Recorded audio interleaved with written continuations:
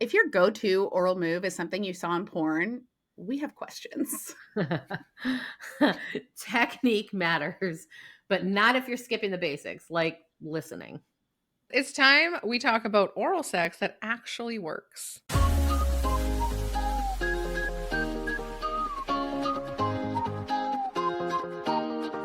Welcome to Not Safe for Brunch. In this podcast, we're here to bring sex, insight, and real-world education to the table unapologetically. Think about it as having those important, unfiltered brunch conversations with your closest friends about sex, relationships, and everything in between. With over 55 years of experience combined in the intimacy industry, helping individuals and couples focus on breaking down barriers, reducing shame, and empowering people to embrace their desires and relationships with confidence. Hi, I'm Corey Lee. I live in the Vancouver area. I'm a married mama too, half empty nesting, one in, one out. And my secret power is I love a good rabbit hole. I love digging deep and finding the truth or the root cause of a situation. And I'm Amber. I live in Ontario. I'm married. I'm a mom and a G-ma. And an unapologetic quality of mine is I weed through the fluff and I get to the point. I love it. I am Vicky. I'm in Manitoba. I'm divorced and I'm re-entering the relationship space. I am a mom to 2 grown-ups, and my magic is making meaningful connections and relationshiping, which of course creates trust. Okay, you guys, we've all been in a situation where someone was having a snack and they did something that was so left field, but still lives in our head rent-free. What's yours? Okay, let's go there. So I think that enthusiasm is great, but I think when it's almost over performative, over enthusiastic, over that area is very sensitive. I think that not allowing somebody to guide you where you're looking for them to go, not paying attention, you got to kind of read the room, read the body while you're there. I know that it's a lot to ask, but again, I think this all goes back to communication and talking. And I think that it's really important that partners watch or explain to one another what they like and how they like it, where they like it, the type of pressure. It may not be super romantic, but someone's having an orgasm. Honestly, for me, the only time I can think back on is the really fast, like penetration at the same time with the fingers where they're like, Oh, that needed to be corrected. you're not stuffing a chicken. And I corrected it. Oh, So that's actually so relatable. Ever. That is so relatable. I mean, that whole jackhammering thing, right? Yeah. Like, why do you think I need that? We need to talk. This is why you have a sex decompress. So I have a theory. And it relates to my own answer to this question is have you ever walked in on a guy masturbating, like when he's masturbating and he is not expecting to get caught? So it looks like they are going to rip it off. They're Very very Who are intense, you with mad it, at? you know? And so I think that they might think that that's what we like, right? So there's been some situations in my past where, yeah, I've had to do the same thing, course correct, be like, and back then I didn't understand how men masturbated. And maybe you're a slow masturbator. And I just no. A lot of guys look like they're going to rip it off. And it just kind of makes sense. It makes sense with everything, right? We always think there's been situations in my own relationship where I thought, well, that's what I like. So that's what he's going to like. And it's not, it's flipped, right? So it's really important to do that. Yeah. So, and that leads us into talking about some myths, because all these left field moments probably happen because they heard something somewhere from someone. Yeah. They heard it, they read it, or they watched it. Yeah.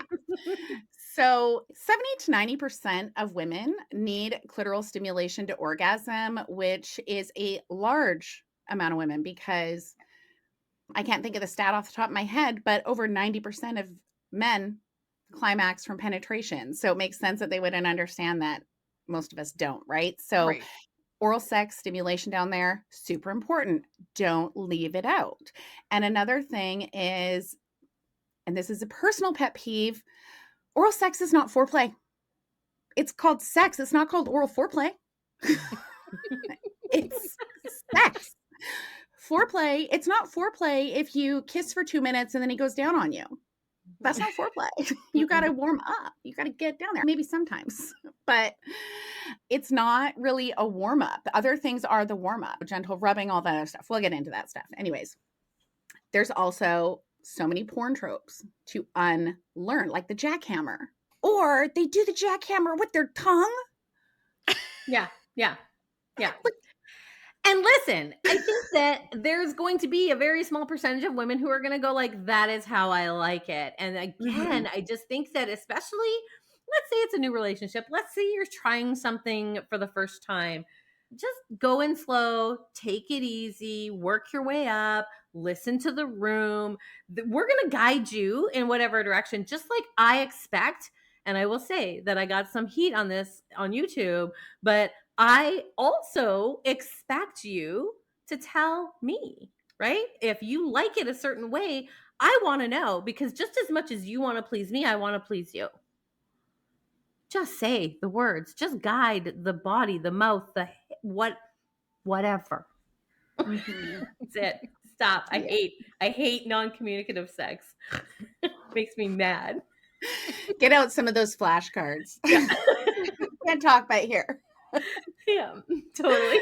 And you know what? That leads to the last point, and that's that confidence and communication are so much better than a secret move. Like, the alphabet doesn't freaking work, you guys. No. Yeah, no. Maybe for that one person, one time. That one person, that one time. She ruined it for all of us. Just ruined it for all of us. But there is a new thing going around. In case you guys haven't heard, I'll share really quickly. I think I know where you're going. Do you know about the coconut? Yeah. Yeah. So there's a thing going around on the internets right now where if you're in a hetero relationship and you're the woman and you're in missionary, to spell coconut with your hips. And I just wonder, like, I'm going to do this challenge. I haven't done it yet, but I'm going to do it. But I wonder if it will be the same thing. Like, is he going to be like, what the hell are you doing? Is it going to be like the alphabet thing where you're like, what the hell? What are you doing? What are you spelling down there? Are we playing hangman? Oh my God. I'm going to have to find somebody to coconut on, I guess. I don't know. Yeah, I think that, again, the confidence in the communication, it does. It's so much more important than anything else. And I think that being communicated to and communicating with are the two most important things that you're going to do to figure out how to please your partner the way they like to be pleased. Because you know what? There is someone out there that likes the jackhammer and they would be lost without that. I don't know who she is. Good for you. Right? Like, I don't want to negate it, because there's going to be somebody out there that just thinks that's the best. And the other part of that is that sometimes what we do to ourselves when masturbating looks very different than what we require or need from a partner as well. So sometimes that I'll show you how I like it doesn't necessarily translate really well. So you want to be really cognizant of that. But again, that's your own self-work. You got to do that stuff. Absolutely. Let's talk about this. If you had to describe good oral in 3 words, what would it be? Slow, attentive, and okay, we're going to pretend this is one word. Don't stop after the first orgasm. That's one word. That is a whole vibe. It's not one word. Just squishing that all together. Continue. There you go. Sorry, I'll change it. Finger. Slow, attentive, add the finger. I would have to say soft, slow G-spot. I like it. I would say listen, communicate, and I like breath sounds. I know that's also not one word, but I like breathy. That would be a word. Moan. I like the feeling of the breath, the vibration of the mouth. That's what I like. There you go. Sound like a Hummer. I gotta pick something out of my eye. Sorry. This whole pick 3 words thing fell apart. The wheels blew right off of that. It's like, what? 3 words. Don't be ridiculous. Talking about oral and communication. I have a paragraph. Just ask it to the point, girl. Like, I got 3 words. That's all I did. You 3 did. words. I know. That's Amber's MO. Just get to the point. And mine's like, let me write you a novel. Right. And then mine's like, let me tell you what to do. All right. So let's talk about this. So you don't want to just go straight for the clit. Just start wide and slow, as we mentioned. Just take your time, get to know the body. Everyone's is different. Really pay attention to your partner's breathing. Sometimes we'll squinch over to the side a little bit because we're trying to get you to go to the right place. So, pay attention to that. Using your hands, your thighs, your lower belly, your labia, hold still if needed. Use your whole body to get what you need. Okay, but if you're a woman and you're just nudging, and I know we've all done it, like moved a little bit, nudged a little bit, whatever, and they're not getting the picture, the point, just tell them a little to the left, please. Yeah, 100%. I'm not even going to tell you. I'm going to show you. I'm going to be like, here's your hand. I have a phrase. I'm lining up the shot for you. Don't move. I am making this a full proof. I'm lining up the shot. You stay there. I'm lining it. Good for you. I mean, at the end of the day, whether you're in a new relationship or an old relationship, you still want to get off, right? And I want to do it the way I want it. And I want to give it the way they want it. And that's just the way this works. So yeah, be a good student. Sometimes that means just listening and doing. Mm-hmm. This episode was brought to you by our Not Safe for Brunch intimacy shop and one of our absolute faves, Sutil Luxe Lubricant. You know how we say brunch should be juicy? Well, so should everything else. This Sutil Luxe water-based lubricant has a light, satiny texture that feels just like your own wetness. It's not sticky, it doesn't leave a residue, and it's pH balanced to keep your vagina happy. And hey, who doesn't like a happy vagina, right? It's packed with hyaluronic acid and oat beta glucan for deep, long-lasting hydration. Whether you're flying solo, with a partner, or just like your toys to glide really nice, Luxe Sutil Lubricant is for you. Grab this lubricant at notsaferbrunch.com because good lube is like good brunch. Light, satisfying, and leaves you feeling so much better. Also, let's talk about consistency versus speed and pressure. We did touch on that, right? Some women may really like that, but when we're talking about the vulva and oral, it can be very, very sensitive, especially when we have become aroused and the blood is flowing. I think that's an important piece to remember. And then, of course, when to switch it up and when to stay put. If you're lining up the shot, big money, no Emmys, right? Like, I'm giving it to you. This is a gift. I'm going to make your life real easy. You're going to be eating a sandwich in no time. And then being responsive. So feedback is super sexy. And again, I mentioned that moans and movements, clues, read the room, listen to the breathing. It really can be some of the best tells that you'll ever experience. Feedback that I've heard a lot over the years is that, when they get close and their partner can tell they're getting close, their partner switches it up, right? So you have to do the communication to tell them, like, when I'm getting close, because again, very different for men versus women, because as they get close, they're going to increase intensity, right? And that is going to, for a lot of us, just take it away.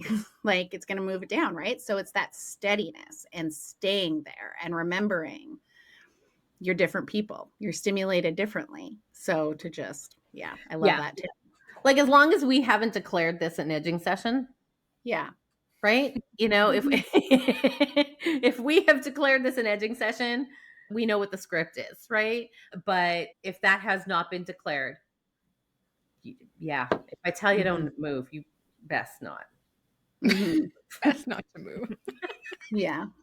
But we do have those things that you can put their neck in a thing and it has their hands like this so that they can't.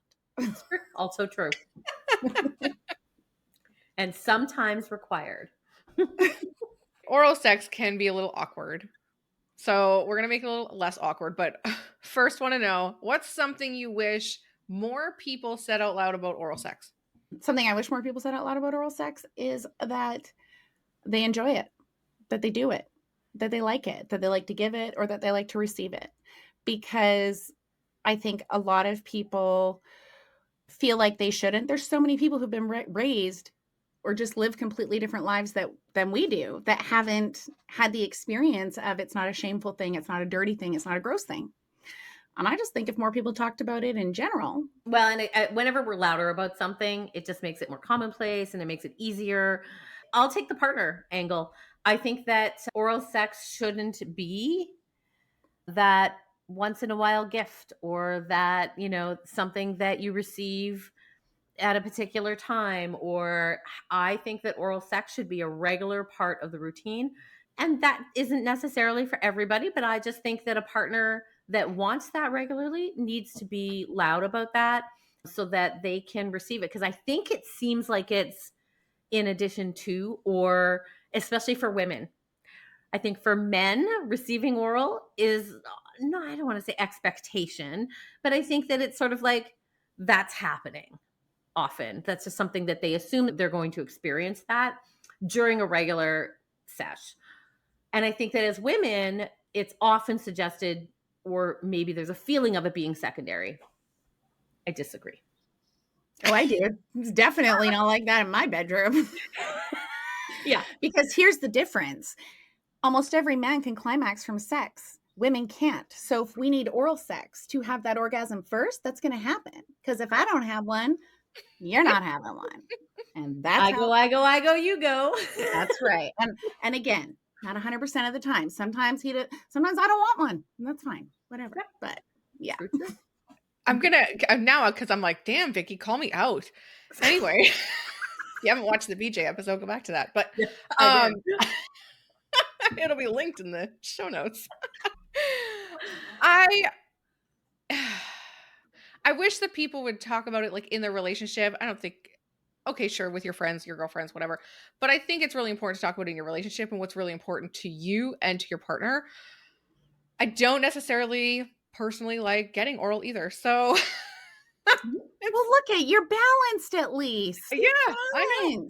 I don't require it. It's not bad. It's not, you know what I mean? Like, cool if it's happening, but I don't require it. I don't necessarily enjoy giving it to my partner all the time, but it's not a no-go. So I feel like if we both feel like we want to do it that night or whatever, that session, go for it. And sometimes, we don't even ask, like, let's do it. Boom.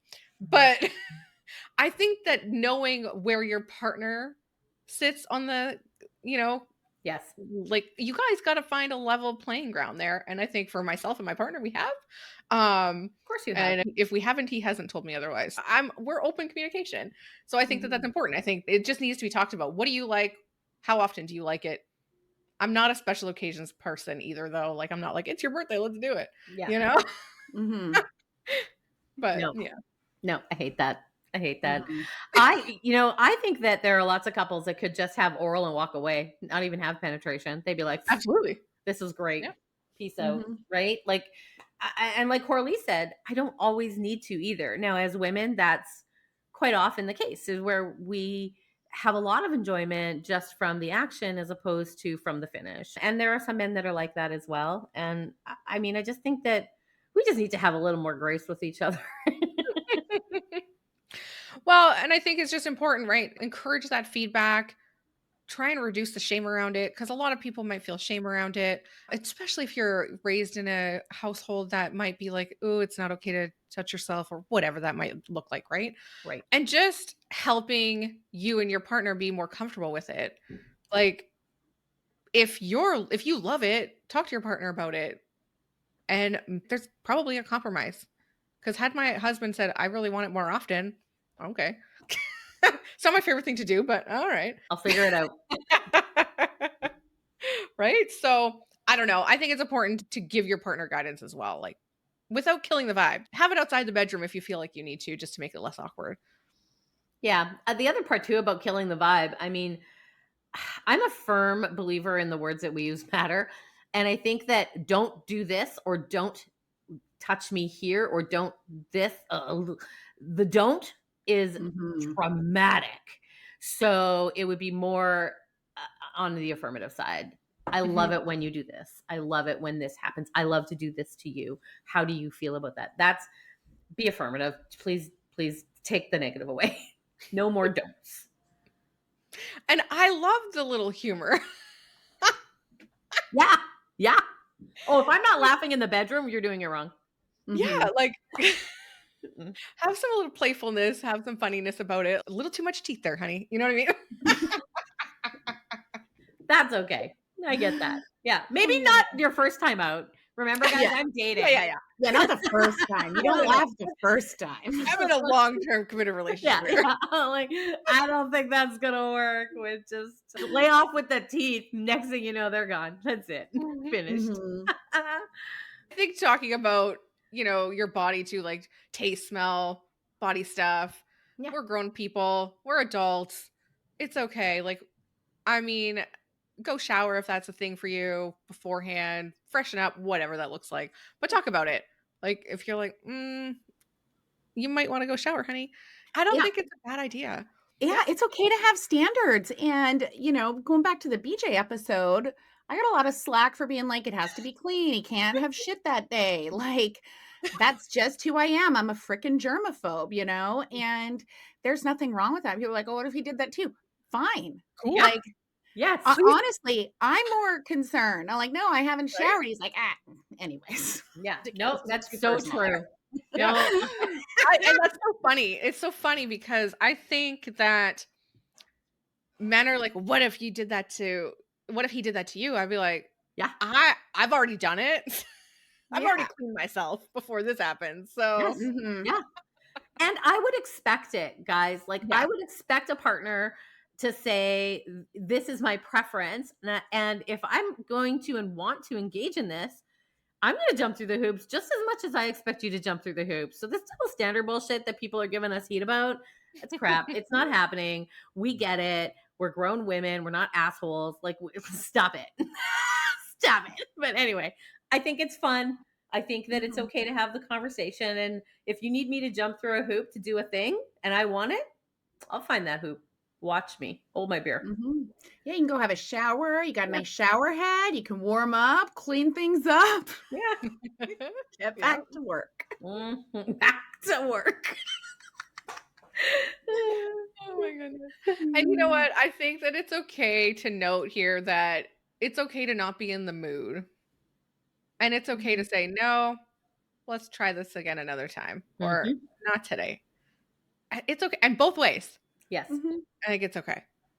I agree. No is a full sentence. If it just isn't the right time, the right moment, you're not feeling good, you got a hemorrhoid that day, I don't know, like whatever. You don't want somebody's face down there. Okay. Okay. Exactly. It's fine. Mhm. Yeah. Yeah. Yeah. I think that there can be a lot of expectation, and I think we need to take all expectations off the table. The only expectation I have is to speak to me. That's it. Mhm. Communicate. Let's do this.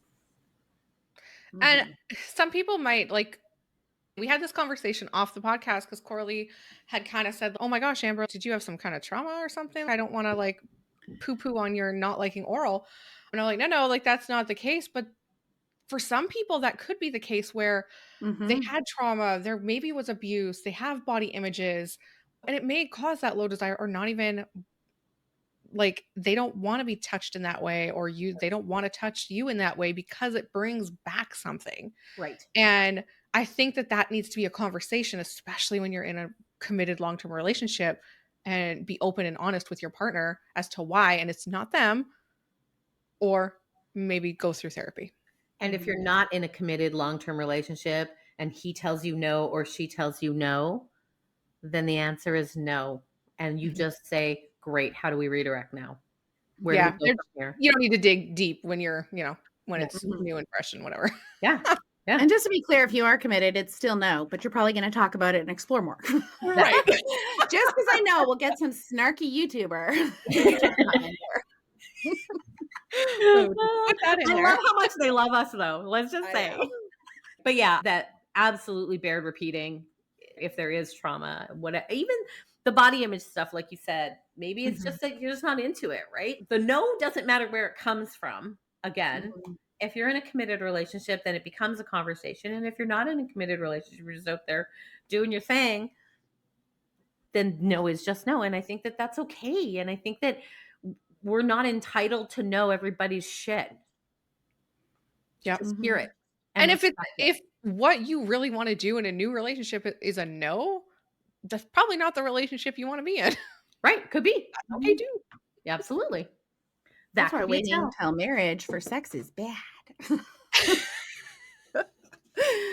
My mom told me when I was a teenager that she would make sure that I was well equipped and that I was taken care of and that I just needed to have a conversation with her. But that before I decided to commit, that I needed to test drive the merchandise. And it was a very easy conversation of you need to take care of yourself. You never ever accept shitty sex, is what my mom said. And I was like, got it. And this is welcome to me. This is where I came from. And I mean, I had the same conversation with my daughter. It's one of those things where I'm really interested in how uh we talked about sex a lot, but I'm just saying, like, relationships in general, like, if something doesn't feel right and you cannot move forward, then you owe that courtesy to step out of that relationship, And I haven't watched her be in an unhappy relationship for a lengthy period of time because she just respected that person enough to say, hey, yeah, this isn't working. So I think it works for all of the things. So we just have to tell people, yeah, this doesn't work for me. Moving on. No big deal. It could be an action. It could be a whole relationship. Who knows? Your mouth does not need to be magic. It just needs to pay attention. Stop trying to impress. Start trying to connect. Listen to her body, not just her sounds. And maybe read a manual or hers. Thanks for pulling up a chair at our unapologetic brunch table today. If you enjoyed the conversation, don't forget to like, subscribe, and leave us a review. It's like tipping your server, but for podcasts. And hey, sign up for our weekly newsletter using the link in the show notes so you never miss the juiciest, most unfiltered chats we're serving up. Remember, brunch isn't just about the mimosas, it's about the authentic connection and keeping it unapologetically real. Until next time, let's keep the brunch vibes alive and the conversation flowing.